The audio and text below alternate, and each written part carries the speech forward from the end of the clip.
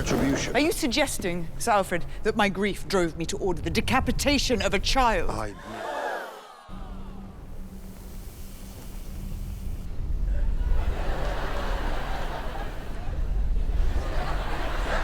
was clear in my instructions. Aemond, the brother of Aegon the Usurper. House of the Dragon, Season 2, Episode 2, Untitled. No, seriously, HBO doesn't put episode titles anywhere. Not on the watch page thing until like 3 hours later. It's not in the opening credits. IMDb didn't have it until the day after. No one on Twitter knew. None of the websites knew what to call it. The episode is titled Rhaenyra the Cruel. No spoilers for the future of House of the Dragon, but if I do, I'll warn you first. The child is dead. His pain is ended. His pain is ended? Whose? Jaehaerys's? He was a toddler, hardly even sentient. What pain did Jaehaerys have that needed ending? Anyways, Alicent says the gods may be punishing her. Otto ignores this, and wow, this foreshadows their final conversation at the end of the episode. That's neat, but we're not there yet. Hold on to your dragon reins, or your horse reins. Aegon calls Rhaenyra things I don't think I can say on YouTube. Who would do this save the queen of the smug of Dragonstone? There she across the on her. I like it. It's funny to call your sister mean names, but perhaps this sudden flash of vitriol and emotion from Aegon would hit a lot harder if he and his sister were given even a single line of dialogue together last season. What if they had a cordial exchange in episode 7, where Rhaenyra unglues her eyes from her uncle for a second and says, "Oh, Sunfire has gotten so big, Aegon. You have such a beautiful dragon." And then Aegon could pause his early onset alcoholism to say, "Thank you, sister. I promise never to use him in a battle against you in a violent struggle for the Iron Throne." Instead, the first time Aegon even speaks her name, it's as he's about to take her throne. Steadfastly he upheld Rhaenyra's claim. Criston says he was abed during the child murder, which is technically true. Never lie to your king. And Otto wants you to know he's sad. Let no one say I do not grieve. Jaehaerys was my grandson. I loved him. Jaehaerys was your great-grandson, old man. Helaena is sad, and as a fairly desensitized individual myself, this is one of those rare moments I feel sadness too.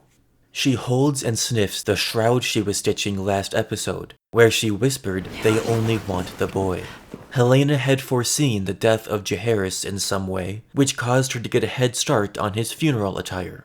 When Alicent tries to talk to Helaena about walking in on her mother using her Kingsguard like a lifeless sex doll, Helaena interrupts her and gives her the green cloak thingy. When Alicent tried to talk to her about Viserys' death last season, Helaena did the same thing, just like she said nothing about the sex she witnessed last episode. Helaena doesn't want to talk about difficult emotions, whereas Alicent does, and she gets ignored. I do not wish to hear of it. Also, Helaena was very relatable when she tried to jump out of this carriage because icky poor people were touching her. Or was this just a faithful depiction of a panic attack? I lack the media literacy skills to know this. The herald in Jaehaerys' funeral procession named Rhaenyra a Kinslayer, which is actually an extremely egregious sin in Westeros. It's said that no man is so accursed as the Kinslayer, but it's really not mentioned enough on the show. When Rhaenys refrains from cooking her niece and nephews in the Dragon Pit, her reasoning was that she didn't want to start the war. A far more convincing reason is that Rhaenys wouldn't want to be called a Kinslayer. Maegor the Cruel was a Kinslayer. The Bloodstone Emperor was such a Kinslayer that when he killed his sister, the Long Night began. So after Aemond killed Lucerys, he became a Kinslayer, and no one has even mentioned it so far. In the book, Aemond is given the Kinslayer moniker for the rest of his life. Also in the book, the reason given for Rhaenyra not wanting to attack King's Landing was due to her fear of kinslaying. Really, kinslaying is a massive deal in Westeros, and it comes up later again in this episode. But we're not there yet. Hold on to your funeral dresses. Rhaenyra denies wrongdoing in the murder of this baby. Denying this vile allegation. This is a vile accusation. Vile insults were levied against them. But Daemon just sits there smiling. Look at Rhaenys. She tracks him right away. He's not fooling anyone. It turns out Rhaenyra is only okay with a little opportunistic murder if the murderee is an adult. But child killing is just a line she won't cross. I guess to be fair, maybe back in episode 6, Rhaenyra just gave Daemon some very loose plans as to how she meant to smuggle away Laenor. We didn't see their entire conversation, so maybe Daemon took the initiative to murder this guy by himself. After all, the fire was in need of a body. You have wounded me. I wonder if we shouldn't clear the air. You used me to grasp at your stolen inheritance. You ran off to fuck the phone book. I'm not on my way even now to raise an army in your name, Rhaenyra. Yours. I'm with you because I love you! Bullshit! You're fucking me for my DNA. You were fucking me for a fucking ladder. You used me as a tool with which to grasp at your stolen inheritance. You were going to see me get sent to fucking prison! My throne, Daemon, mine! You are incapable of thinking about anybody other than yourself because your sense of who you are, Shiv, is that fucking thin. Oh, yeah? You read that in a book, Tom? You're too fucking transparent to find in a book. I cannot trust you, Daemon. Much though I wished to, willed myself to. But now I have seen that your heart belongs only to you. I have given you endless approval, and it doesn't fill you up because you're broken. As an esteemed member of the Academy, I hereby cast my Golden Tony vote for Matt Smith, Emma Darcy, and Rhys Ifans, and Fia Sabin, and Tom Glencarney. If the plot of this show ever travels so irrevocably south as Season 8 did, why do you think I came all this way? At least we'll still have their performances, and Jawadi's groovy tunes. In case you couldn't hear this whisper, you're pathetic. Rhaenyra calls Daemon pathetic. He groomed her in Season 1, his dark heart acting as a challenge for the teenage Rhaenyra to conquer. She accomplishes this in Episode 7, thinking Daemon is the right man to be by her side if her throne gets stolen. It does, and he isn't. I am getting some mixed messages from Daemon though. He implies that he thinks his inheritance to the Iron Throne was taken from him, and Rhaenyra thinks he's using her to cling on to it. But Daemon knows he's the second son. Even if Viserys never disinherited him, Aegon and Aemon would come before Daemon regardless. By the time he married Rhaenyra, Daemon knew he was never going to be king, so the inheritance wasn't taken from him, but he does seek the glory he could have had as king through Rhaenyra. His MO is to spill as much blood as he requires to achieve greatness. Back in Episode 4, Daemon thought he and Rhaenyra could restore the House of the Dragon to its proper glory. But now he thinks Rhaenyra is as weak as Viserys was. He'll go to Harrenhal, meet Alice Rivers, and hopefully have some really trippy magical therapy sessions there. Even more interesting than their argument are the Valyrian glyphs carved into the wall behind them. Let us step into the David J. Peterson classroom and decode these. Diagonally, it reads, "Salt courses through Valyrian blood. Ours runs thick, ours runs true, and ours must never thin. May your winds be as strong as your back, your seas be as calm as your spirit." According to Zionius on Twitter, who is a great source on all things George Martin, this is reused from Season 1, Episode 7, when Laena Velaryon died. Vertically on the right, it reads, 14 flames, veins of molten rock, hearts of fire and blood, embers of the empire, eyes of glass, dreams of doom, fire and blood. I mean, come on, not even a hug? Helaena stops and waits for him and everything. Maybe Aegon is a bad guy? This would have been an opportune time for Helaena to tell Aegon about their Kingsguard rooting their mother, but I think she's gonna keep that one locked up forever, and Criston's getting a big fat promotion. Society loves to see a nice guy fail upwards. Alicent says Criston is seeking absolution, suggesting he feels guilty not only for boinking during the child murder, which she's also guilty of, but also for ignoring his Kingsguard vows, murdering the Knight of Kisses, etc. But Criston says there is no absolution for what he's done. He's hated himself ever since he soiled his white cloak in Season 1, and now he doesn't even try to repair his honor. I think this is a nice foil to Jaime Lannister. He was the Kingsguard who technically broke his vow, but he knows it was the right thing to do. Jaime is able to seek absolution for all his terrible deeds by trying to rescue Catelyn's daughters, whereas Criston knows he's guilty and doesn't even try anymore. He then goes on to project his own insecurities of dishonoring the White Cloak to Sir Aeric Cargyll, and Criston manipulates Aeric into doing some more dishonorable stuff. It really is just a cycle of abuse in the show, isn't it? I will be vigilant. Whoa, Bela talks? I didn't know she could do that. It's hard. With fathers. Well, yeah, you've had 3 of them. Jace knows better than anyone how difficult fathers can be.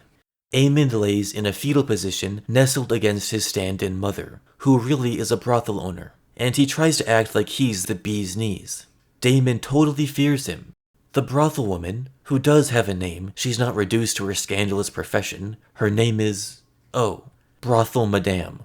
Brothel Madame plagiarizes this Varys quote from A Game of Thrones. Why is it always the innocents who suffer most when you high lords play your Game of Thrones? So far, this innocent Driftmark guy was killed, all these innocent small folk died from a Melee's moment, this innocent baby was decapitated, this innocent good boy was kicked, and so on.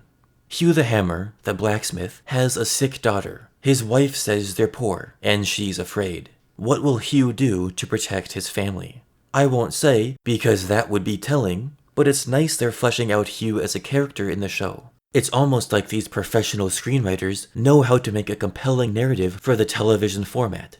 Rhaenys is having some alone time with Corlys, and makes a really interesting point about how the crown has passed over both Rhaenys and Daemon. Rhaenys has gotten over it, but Daemon is still salty about Viserys disinheriting him, even though he wasn't going to be king anyway unless he planned to murder his brother. Rhaenys and Daemon are 2 veteran characters who have opposite methods of dealing with their family angst, and I like how the writers are sort of juxtaposing them and letting them share the screen a little. Rhaenyra takes a really old book off a really old shelf, and oh god, I'm gonna analyze it, aren't I?